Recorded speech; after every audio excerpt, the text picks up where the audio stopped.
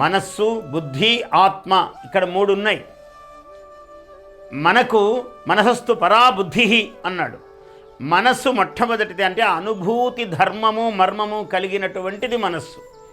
ఎన్ని వందల పర్యాయాలు రామాయణము చదివినా విన్నా దృశ్యముగా చూసినా మళ్ళీ ఆ సీతను ఎత్తుకుపోతే అక్కడ సీత కష్టపడుతూ ఉంటే, ఆ హనుమంతుడు సముద్రమును దాటుతూ ఉంటే, ఇవన్నీ మనస్సుకు అందే అనుభూతులు.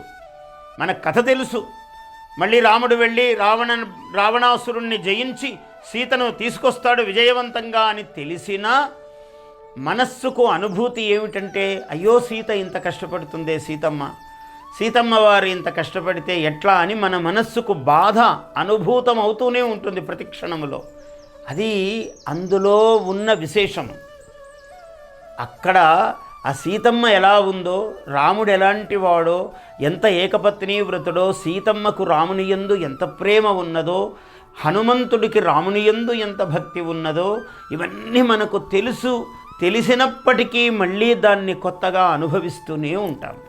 ఎందుకంటే బెల్లము తీపి, అది మొన్న తిన్నాం కదా అండి తీపి, మళ్ళీ ఈరోజు అంత తీపిగా లేదు బెల్లం అనడానికి వీల్లేదు. ఎప్పుడు తింటే అప్పుడు మళ్ళీ తీపి అన్నది దాని మూలధర్మము.